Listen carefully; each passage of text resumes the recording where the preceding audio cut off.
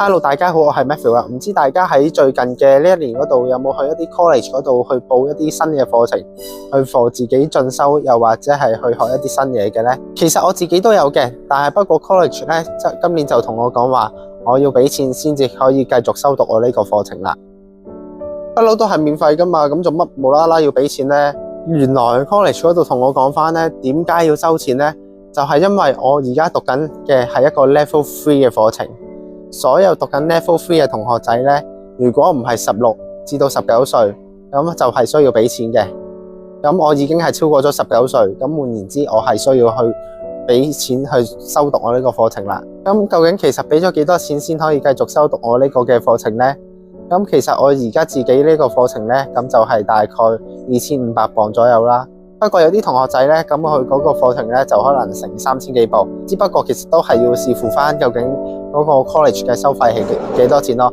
因為我聽過呢，有啲同學仔佢哋讀第二啲學科，佢哋個收費呢係少過2500磅呢個數目都唔定嘅。但係我銀行冇錢喎，我可唔可以申請學生貸款啊？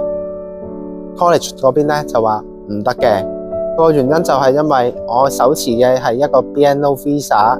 所以即使我喺度住咗3年，我都唔可以申請呢個學生嘅貸款。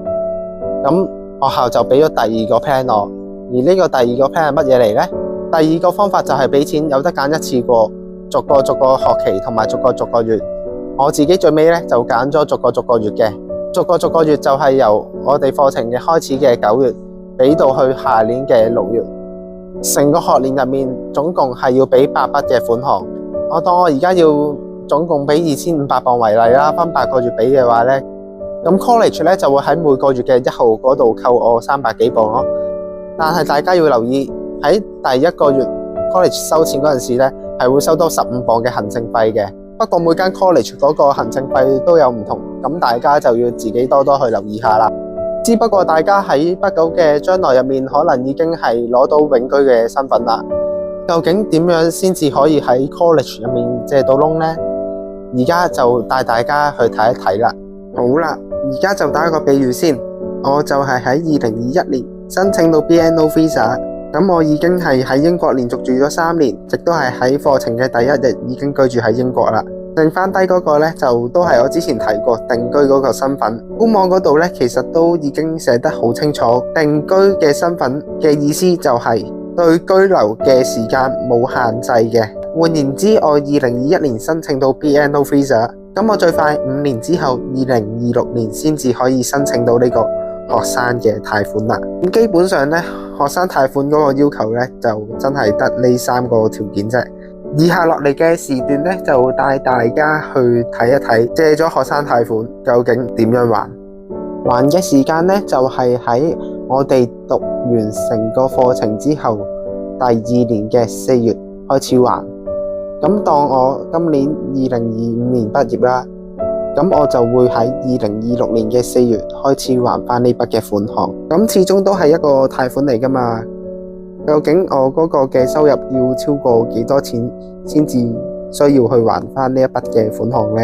只要年收入超過咗25000磅，每個月嘅收入超過咗2083磅，同埋每個禮拜嘅收入超過咗成480磅，咁就需要還款啦。不過呢一筆嘅款項呢，最尾可能係會經過通脹呢一類嘅影響，會導致到嗰個嘅金額係會高咗。不過其實通常呢都係政府會自動喺嗰個收入嗰度扣翻噶啦，所以大家都唔使擔心。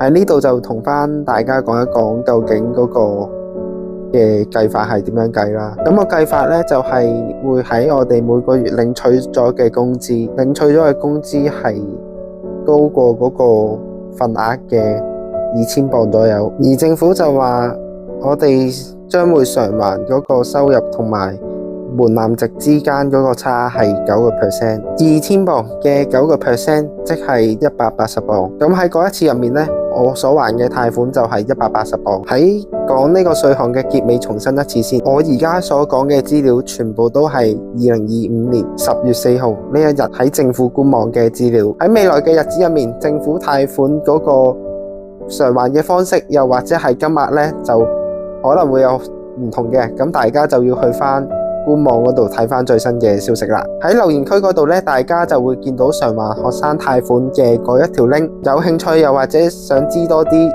最新嘅資訊，就可以去翻嗰條 link 嗰度睇翻啦。最後中意呢條片嘅話咧，就可以 comment、like、share 同埋 subscribe， 撳埋隔離個鐘仔，又或者係 follow 我嘅 IG， 咁下一條片咧你就一定唔會錯過啦。咁我哋下條片再見啦，拜拜。